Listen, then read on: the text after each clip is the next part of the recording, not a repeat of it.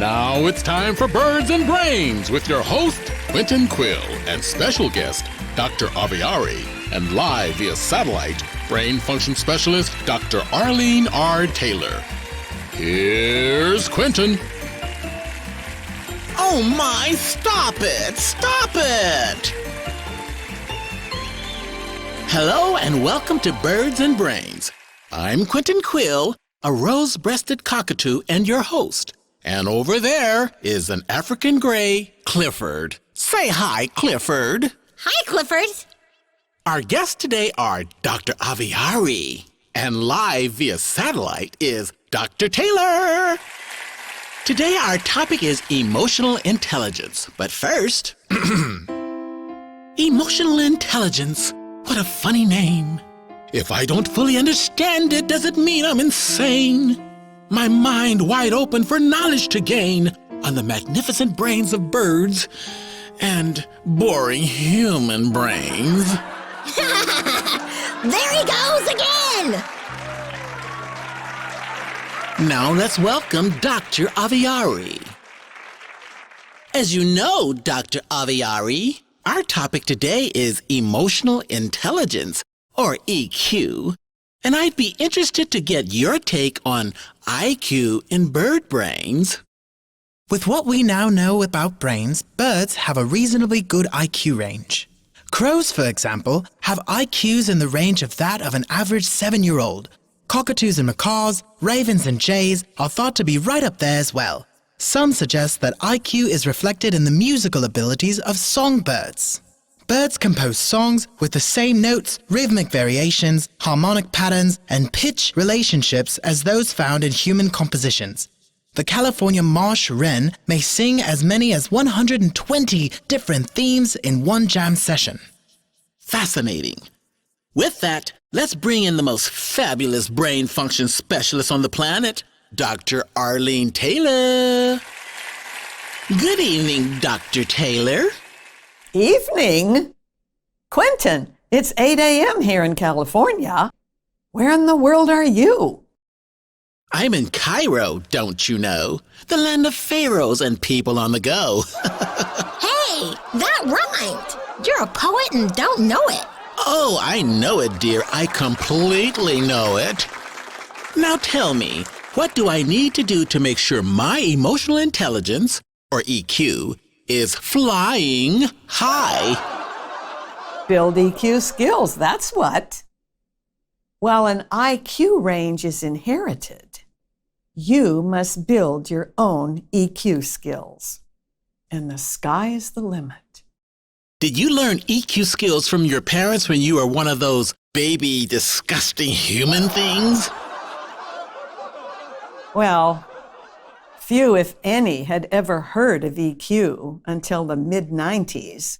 When Dr. Goleman's book on EQ was published, I read it and decided I had work to do.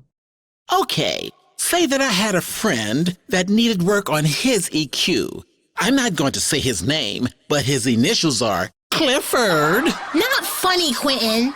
How would you suggest getting started? You could do what I did. I didn't say it was me. Nevertheless, begin by learning to recognize behaviors that represent low levels of EQ as quickly as possible and course correct as quickly as possible. Eventually, you, or whoever you're talking about, will no longer exhibit them. What type of behaviors? Inquiring Clifford wants to know. Inquiring Clifford? How do I get in the middle of this? There are 3 very common behaviors that are considered very low EQ behaviors.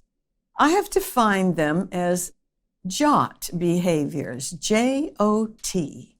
Oh, I know this one. J-O-T stands for jam on toast. Clifford, you are such a peasant. Pheasants are beautiful. Thanks for the compliment, Quentin. I said peasant, not pheasant.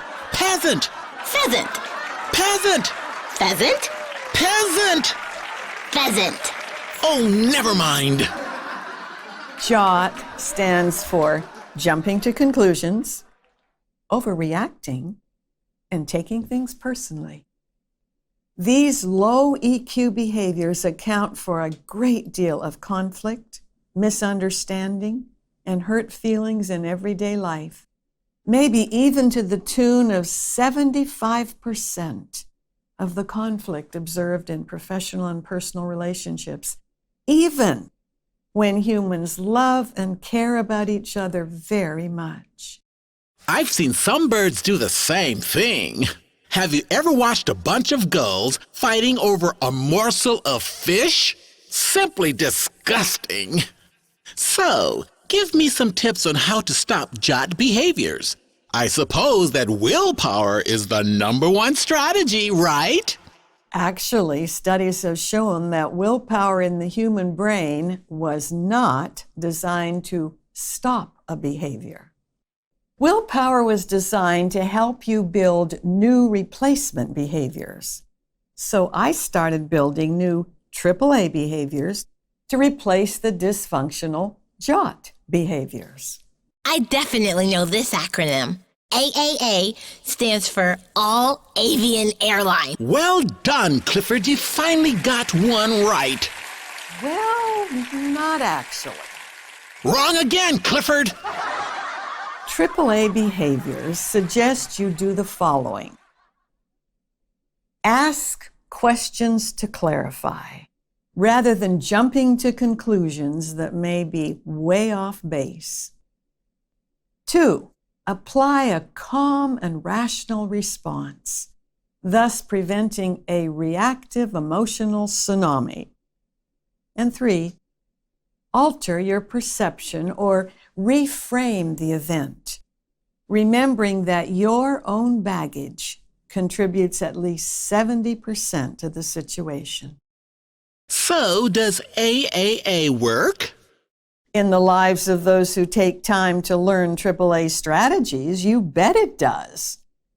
It takes time to build the EQ skills, but they beat the feathers out of jot and can help you avoid or minimize conflict, perhaps at least by half.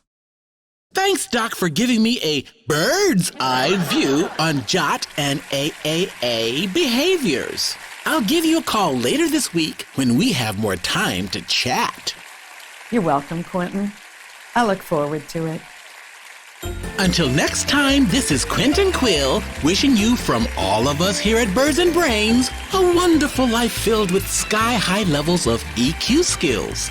Say bye-bye, Clifford. Bye-bye, Clifford.